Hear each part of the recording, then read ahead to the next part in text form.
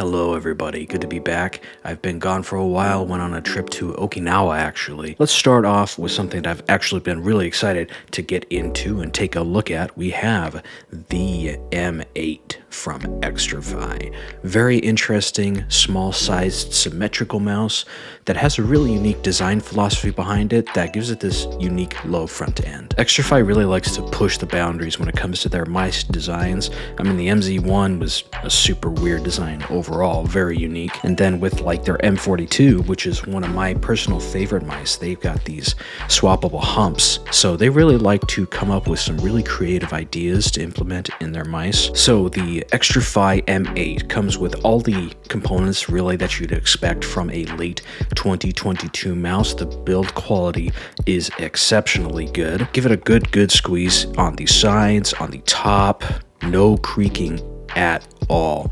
Even on the bottom, where there's usually a little bit more susceptibility to that, very minimal flex on the bottom here. The coating is very nice, very similar to a PBT keycap, but a little bit smoother, slightly less textured, very grippy, fits in hand, and is very easy to hold on to. The scroll wheel is very well tensioned. It's got this rubber ring in the middle that makes it very grippy. The middle click is a touch stiff, but not bad at all. Very usable in-game. Mouse 1 and Mouse 2 feel and sound very good with those KL8s. No pre-travel and just a little bit of post-travel. On the sides here, I mean, these are separate pieces from the shell here, and there's like almost no side play, which is pretty impressive. Usually when you see separate pieces from the main shell, you can see a little bit more side play, but they did a really good job on these. Now, the only QC issue that I found with this mouse is with Mouse 1 and Mouse 2. If you look here, the very top here, the Mouse 1 is actually a touch higher than Mouse 2, like barely, maybe 1 millimeter. It's very minimal, but you can definitely feel it. Like if I go back and forth like this, I can feel the difference between the two. However, down where you're actually supposed to put your fingers, down here, they're actually equal. And in practice, it doesn't affect use at all. It's just this weird visual quirk. Because of how these Mouse 1 and Mouse 2 are shaped, it's such a radical curve down here. The tensioning up at the top actually becomes almost artificially heavier, like the switches become heavier just because of how fulcrum works. So if you're the type to do like a fingertip grip or a really aggressive claw grip and have the fingers way back here, you're gonna have a little bit of a hard time actuating those switches. You really want your fingers to land at the scroll wheel or lower. Now, I do want to park on the shape because that's really the selling point of the M8. The design language of the M8 is based on the concept that if your fingers are lower to the surface, your accuracy will be better. And that's why you've got this low front end, so you can get your fingers nice and forward and get your fingers nice and low like this. Practically speaking, there are a couple potential issues. If you have a fingertip grip and you like to kind of pull back on your mouse, that's not going to really be practical because of the initial tensioning issue that I brought up, but also because you're missing out on the whole point of the mouse. Now, I did experiment with a bunch of different grips. There are really two grip styles where it doesn't really work very well.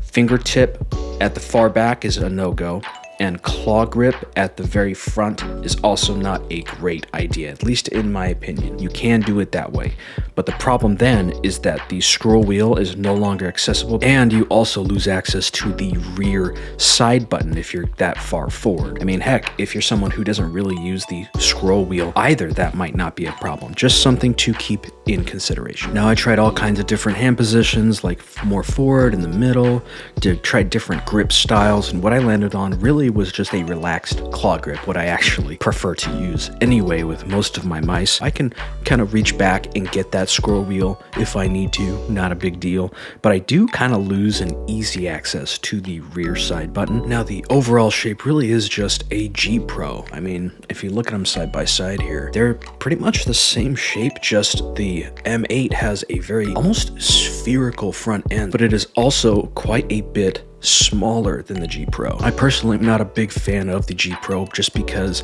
it doesn't feel very maneuverable in hand.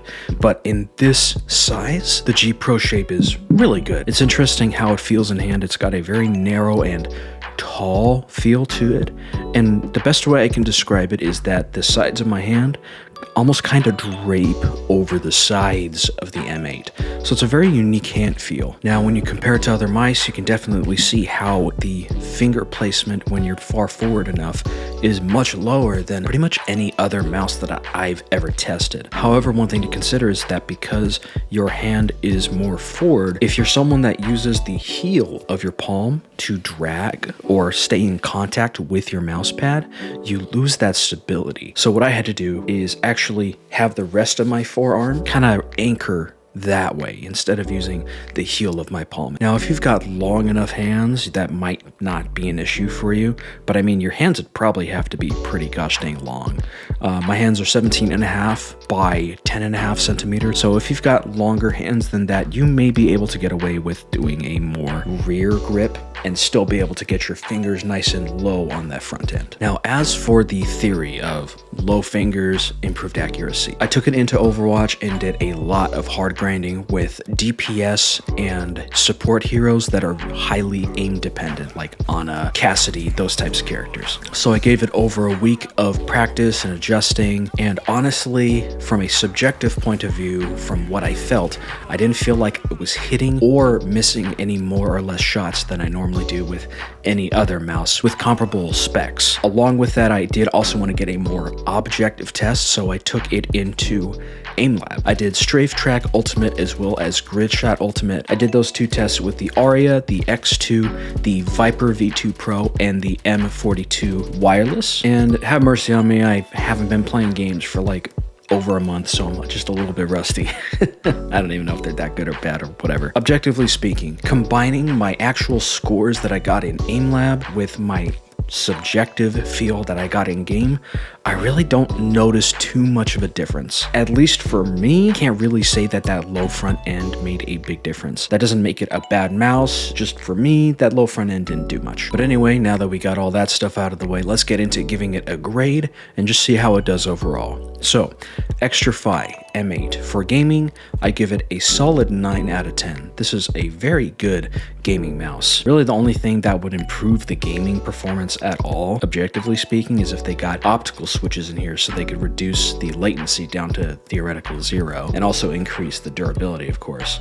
That low front end is very, very unique. It's also a very nice small size. So if you're someone that's been waiting for like a Viper V2 Mini, this kind of fits the bill, especially with the 3395 sensor. And on the other side of that, if you're someone who likes the G Pro shape, but just kind of wants a smaller G Pro, this is basically a G Pro, but small, but with that added low front end. The M8 is definitely probably going to be a good option for you. Now, for everyday practical uses, it definitely suffers a bit. I give the M8 a score of 4 out of 10. There's really nothing about the M8 that makes it good for everyday or even productivity uses. It is technically a Pro that you don't have to have a program to reprogram the DPI, liftoff distance, all that stuff. However, what that also means is you can't reprogram the side buttons. So if you're using a program like Premiere Pro where forward and back functions don't work in the program, the side buttons become kind of useless. So it's very limited productivity wise in that way. Admittedly, it was very creative and it was a good idea. However, because they can't get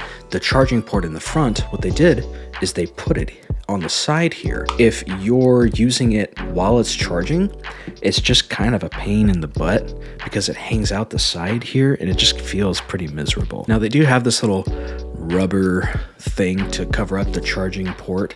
Honestly, when I was using it, I just left it off. It's just added weight anyway. And for me, at least with how I grip it, my hand never even really got gets close to that charging port. The other issue is that the charging port is very deeply indented. So depending on your charging cable, I mean, it might not fit in there. None of my charging cables had any problems, just something to take into consideration. There's no place to store the dongle, so it's not particularly transportable. It's just not great for your everyday use, but that's not really what the M8 is made for, but that's still the score it gets for everyday use. For cost, I give the M8 a 7 out of 10. This is a fairly reasonable price, coming in at $99 USD. Most $33.95 mice come in around that price point. You also have to take into consideration R&D that goes into something like this, because this is such a very uniquely designed shape. A lot of the other $33.95 sensor mice that have been coming out recently, they've been rehashes of pre-existing shapes.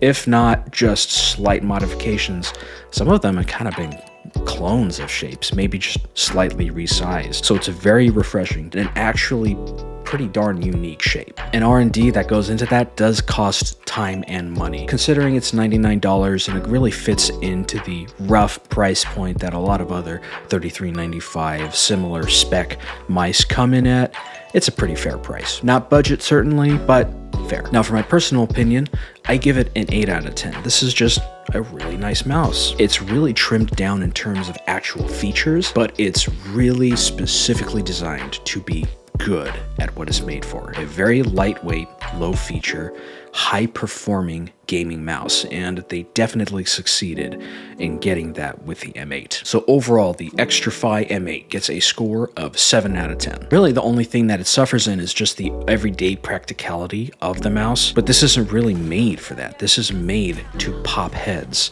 in first-person shooter games, and it's very good at that. It's got the components needed, it's got the low weight, it's got a very competitive, symmetrical design with a very unique design philosophy. This is an excellent mouse, even considering the fact that the low front end didn't benefit me personally very much.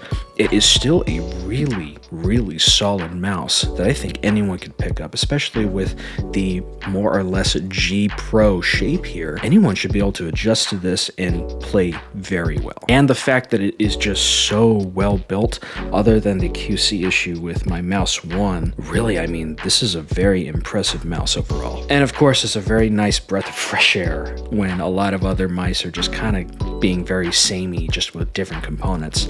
This is a very unique mouse, and Xtrfy, keep pushing out the crazy stuff, because really, shape innovation, I think, is really where the future is going to be for mice. And things like these swappable shells to change out the shape for your mice, as well as just unique shapes like this, are really where I think it's at. Good job, Xtrfy. Keep up the stellar work. Y'all take care, God bless, and I will see you in the next video, okay?